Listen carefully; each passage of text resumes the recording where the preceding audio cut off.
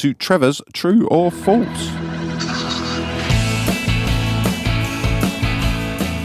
I'll have to go and let Rocky out in a minute. Go on then, Trev.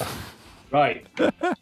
First of all, does anyone remember a bass player cum producer called Buster Jones? Mr. Jones. Because if you don't, the story's pretty pointless. He played bass for Talking Heads for a while, and he did he was famous, you know. But it's a good story. Whether it's true or not, it's up to you. But staying in a flat, because we were on tour with a band called the Flaming Mussolinis, and a good friend, it's actually the guy that I'm working with on the cars now, was down doing a bit of what we used to call roadieing. And we were sleeping in the big front room of a big old terraced house. And we woke up on the morning. We'd had a few the night before. And my mate Graham, suddenly his mouth all went distorted like that. And he couldn't talk, couldn't move. And we just didn't know what was going on. So he could, something was pretty bad. So about 20 minutes later, Buster Jones got up because he was staying there as well because he was doing a bit of producing. And he said, I'll borrow one of the lads' cars and I'll take you to hospital. Then he, as we were approaching the hospital, he managed to crash the car up a giant curbside, which made the neck problem far worse, blah, blah, blah. Got in the hospital, sat and waited for about 2 hours. Came out of the hospital because we looked like we weren't going to get seen. We went to an Indian fellow shop and bought this big patch with a tiger on it. Stuck that on his neck, fixed it within 20 minutes. So that's that story. Second one is doing a gig with Kasabian. It was a 2-song show in LA in a theatre called the Dolby Theatre. And it was a Playboy Awards show. So it was quite a nice show to do.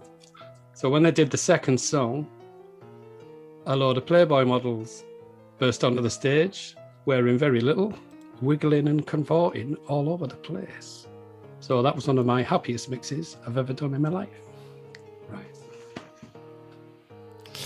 A lot of detail on number one. You have to, it's not really a good story, is it?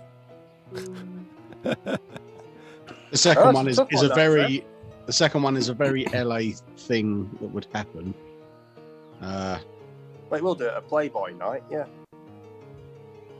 What are the audience saying on this one? We got Barry Organ saying number 2. Barry and his organ there.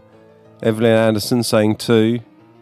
Sharon saying 2, but then Jenna, Anne, and Brian Craven all saying 1. Jackie says 2. So when was this the number 2? When did it happen? Give us some chronological. 2. That was on their second album. When was that? I could find out by looking on that wall, but it's too far away. Yeah, I'd have to set my headphones out because I want to go on a tiny little lead on my headphones. Right, I think most people.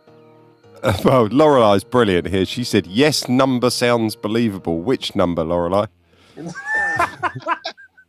2004. That's such a 2004. I didn't That's realise the there were that many Playboy one. options. The other one happened in Flaming Mussolinis. That's about 1985. Okay, I'm going to go with number 2. And Buster Jones was a very nice chap. I'm going with number 1. Actually, I'm going to send Ian a message. Well, let's Chris, give me yours. Which is it? Which do you think? Number You think 2. number 2. So Trev, number which is it? Number 1 or number 2? It's actually number 1. Oh, fucking hell. Yeah, I did do a gig in the Dolby Theatre, but it wasn't a Playboy night. Okay. It was a TV Only in show. your head. I can't remember. It was one of the, TV, famous TV hosts. One of them. But They were whinging because we were too loud. Like, very too loud. Very much. And that wasn't my fault. Should have Sounds- complained that they were too fucking whingy. I was just sat in the gallery pretending to do something. And the bass player decided to put his amp peg just flat out with a big muff pedal. That was it. Brilliant. Yeah.